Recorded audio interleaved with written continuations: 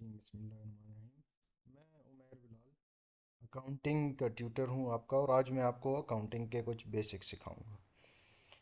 Accounting BBA, MBA और BCom के subjects में सबसे एक अहम सब्जेक्ट है, और ये सबसे इम्पोर्टेंट टॉपिक है। और ये जब बेस आपको समझ आ जाए तब आप आगे आगे जैसे जाते जाएंगे अकाउंटिंग में और फाइनेंशियल अकाउंटिंग में और कॉरपोरेट फाइनेंसिंग में, तो आपको ये चीज़ें क्लियर होती जाएंगी। जब आपकी बेस ही स्ट्रॉन्ग नहीं होगी तो आगे आप चाहे जितना भी उसको मज़ीद पढ़ लें उसका फ़ायदा नहीं है। तो चलिए इसके बेसिक्स के कुछ स्टार्ट करते हैं इसके हम डेफिनेशन से कि अकाउंटिंग होती क्या है। तो ये एक सिंपल डेफिनेशन है कि accounting is a process of recording, classifying, summarising and interpreting financial information.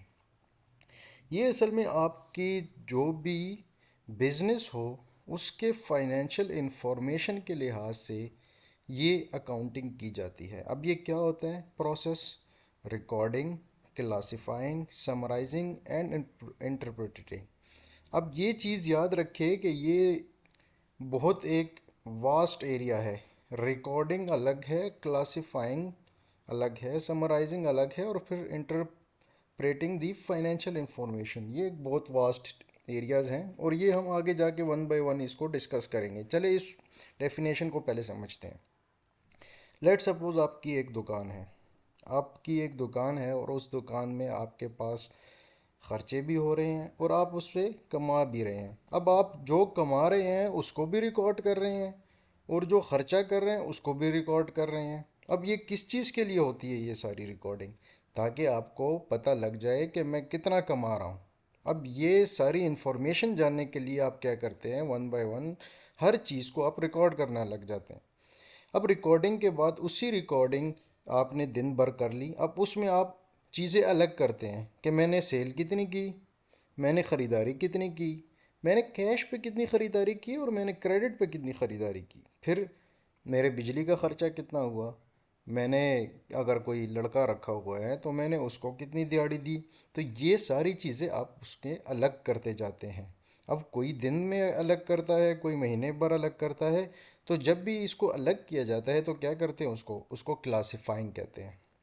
अब क्लासिफिकेशन के बाद आप कहते हैं कि मैं महीने के एंड में देखता हूँ कि मेरे पास कितनी टोटल कमाई कितनी हुई। अब आप क्या करते हैं, एक समरी बनाते हैं। जी मैंने सेल इतनी की और मेरे खर्चे इतने हुए। तो आप उसकी जब समरी बनाते हैं यहाँ पे आपको पता चल जाता है कि मेरा कहाँ कहाँ पे खर्चा हुआ, कहाँ कहाँ से मैंने कमाई हासिल की। अब वो पूरी समरी के बाद आप क्या करते हैं, उसको फाइनेंशियल इंफॉर्मेशन के तौर पे अपने पास रख लेते हैं कि आपकी इनकम कितनी आई, आपके पास असासी कितने हैं और आपके वाजिबात कितने हैं। तो इस बेस पे आप क्या करते हैं, आगे कोई लाया अमल बनाते हैं। तो ये पूरा प्रोसेस क्या करता है, ये अकाउंटिंग कहलाता है। और अकाउंटिंग को अगर सिंपल वर्ड में कहा जाए तो ये क्या होता है, ये लैंग्वेज ऑफ बिजनेस होती है। आपके बिजनेस में कोई भी काम हो रहा है जिसका पैसों से लेन देन है, तो वो क्या होता है, आपने उसको रिकॉर्ड करना होता है, और इसी को अकाउंटिंग कहा जाता है। अब सेकंड पॉइंट में लिखते हैं कि it helps in tracking income expenses and ensuring accurate financial reporting. अब ये क्या करता है, यूजुअली हर दुकानदार या हर बिजनेसमैन क्या करता है, वो अपने इनकम एंड एक्सपेंसेस को जो है वो रिकॉर्ड करने की कोशिश करता है, उसको ट्रैक करने की कोशिश करता है। तो अब ये आपको इस ट्रैकिंग में जो है हेल्प करता है। इसके बाद आते हैं कुछ कॉन्सेप्ट्स। अब इन कॉन्सेप्ट्स को देखते हैं कि एक अकाउंटिंग इक्वेशन हमें बताई जाती है स्कूल्स में, कॉलेजेस में, कि assets is equal to liabilities plus equity.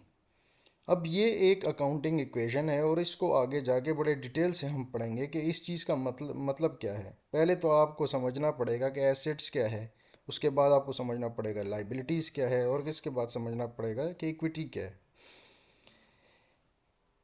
ये एक कॉन्सेप्ट हो गया। उसके अलावा दूसरा कॉन्सेप्ट है डबल एंट्री अकाउंटिंग। आपके पास कोई भी अगर एंट्री हो रही है तो उसके दो इफ़ेक्ट होंगे। At least have two accounts. अब इसको ज़रा समझें। मैं कहता हूँ कि आप जो है बिज़नेस में पैसा लेके आए, तो कैश आपके पास इंक्रीज हो गया, कैश आपके पास असासा है। अब वो कैश आया कहाँ से? आपका कैपिटल था, आपने इन्वेस्टमेंट की, या आप कर्ज़ा लेके आए। तो लाजमी बात है, हर चीज़ का कॉज एंड इफ़ेक्ट होता है। तो उस कॉज एंड इफ़ेक्ट को असल में डबल एंट्री अकाउंटिंग हम कहते हैं, कि हमने दोनों तरफ से उसको रिकॉर्ड करना है।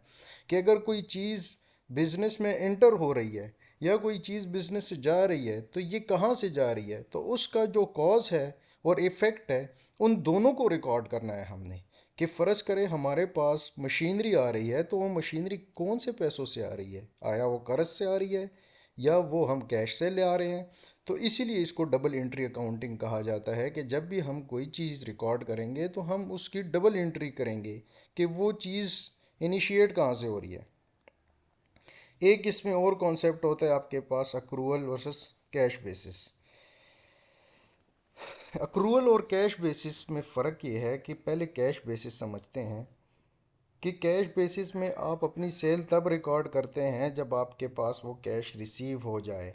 कोई भी सेल करते हैं और आपको कैश में पैसे लोग दे देते हैं उसी टाइम पे, आप क्या करते हैं, उसी टाइम उसको रिकॉर्ड करते हैं कि मैंने इतनी सेल रिकॉर्ड कर ली। अब जो अगर आपको कोई आपने कोई सेल की और आपको कहा जाता है कि पैसे मैं बाद में दूंगा, इस सेंस में, इस बेसिस में आप क्या करेंगे, उस रेवेन्यू को रिकॉर्ड नहीं करेंगे जब तक कि आपको उसका कैश नहीं मिलता। अक्रूवल में इसका ऑपोजिट होता है, और यही अक्रूवल हम यूज़ करते हैं हर जगह पे। अक्रूवल में क्या होता है कि जब जब आपने सेल की, चाहे आपको पैसे मिले या ना मिले, आपने उसी टाइम पे अपनी रेवेन्यू और एक्सपेंसेस को रिकॉर्ड करना है, चाहे आपको कैश मिले या ना मिले। अच्छा जी, अब देखते हैं कि कुछ इसमें फाइनेंशियल स्टेटमेंट्स होती हैं आपके पास। यूजली हम इन 3 स्टेटमेंट्स पढ़ते हैं, होती वैसे 5 है, लेकिन इस लेवल पे हम 3 पढ़ते हैं, बाकी जो 2 है वो एडवांस लेवल की है। तो इसमें सबसे पहले आती है इनकम स्टेटमेंट। इनकम स्टेटमेंट होती है कि आपको प्रॉफिट और लॉस जो होता है एक मखसूस पीरियड का, वो आपको बताता है कि आपने कमाई कितनी की या आपने नुकसान कितना किया। इसका पूरा एक स्ट्रक्चर होता है, और ये वन बाय वन हम सारी चीज़ें डिटेल में पढ़ेंगे। ये सिर्फ एक बेसिक कॉन्सेप्ट का आपके पास एक लेक्चर है। उसके बाद हमारे पास आती है बैलेंस शीट। बैलेंस शीट आपको किसी भी मखसूस वक्त पे या मखसूस डेट पे क्या बताती है, कि आपकी फाइनेंशियल पोजीशन क्या है, आया आप फाइनेंशियल स्ट्रांग है या वीक है। अब फाइनेंशियल पोजीशन आपके पास 3 जगहों से देखी जाती है, आपके एसेट्स असासों से, लाइबिलिटीज़ वाजिबात से, एंड इक्विटी जो आपकी इन्वेस्टमेंट है और जो आपने प्रॉफिट अर्न किया है उससे आपके पास ये चीज़ें वाज़ेह हो रही होती हैं। तो इन चीज़ों को, इन कॉन्सेप्ट्स को वन बाय वन हम आगे जाके पढ़ेंगे। फिर होती है आपके पास कैश फ्लो स्टेटमेंट।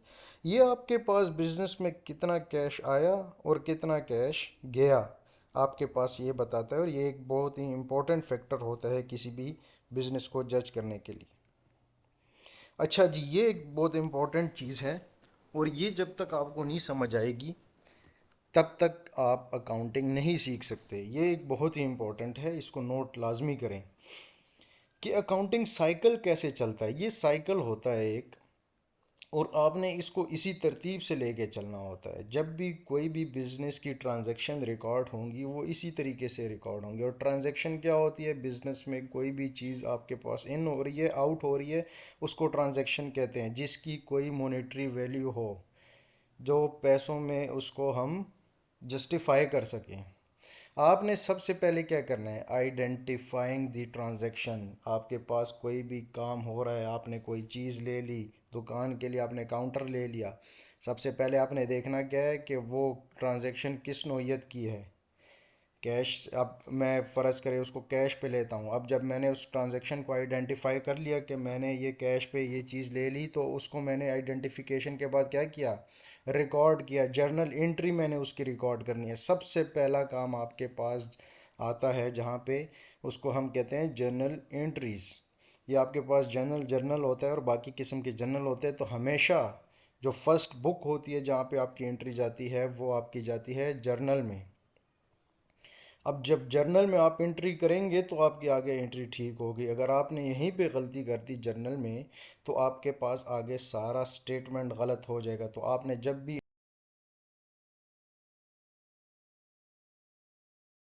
ये आगे हम जाके एक्सेल में देखेंगे कि जर्नल में एंट्रीज कैसे होती हैं। अच्छा, जर्नल के बाद आपके पास, अब आप उस डेफिनेशन को इसके साथ लिंक करें। हमने क्या कहा था, रिकॉर्डिंग। देखें, पहले रिकॉर्डिंग आ गया।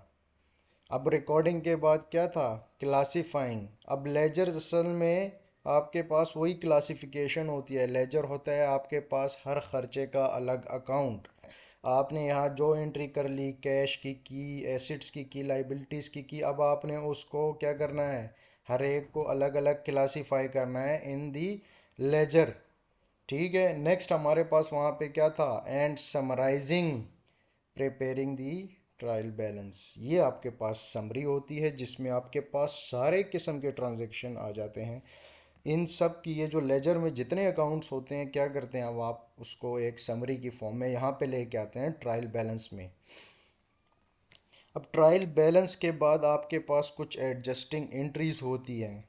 एडजस्टिंग एंट्रीज ऐसे होती हैं कि फ़र्ज़ करें आपने कोई चीज़ पे करनी थी साल के एंड में और आपने अभी तक पे नहीं की, या वो अगले साल चली गई, तो आपने उसकी एडजस्टिंग एंट्री बनानी होती है ताकि वो उस साल में शो हो जाए। अब जब वो एडजस्टिंग एंट्री करेंगे तो उसके बाद हम एक एडजस्टेड ट्रायल बैलेंस बनाते हैं। और उस एडजस्टेड ट्रायल बैलेंस के बाद हम क्या करते हैं, फाइनेंशियल स्टेटमेंट्स बनाते हैं, इनकम स्टेटमेंट बनाते हैं, बैलेंस शीट बनाते हैं, कैश फ्लो स्टेटमेंट बनाते हैं। फिर आपने इन बुक्स को क्लोज भी करना होता है। इन बुक्स को आपके पास साल के एंड में क्लोज भी करना होता है ताकि खाता आपका उस साल का ख़त्म हो जाए। आई होप कि ये चीज़ आपको समझ आ गई।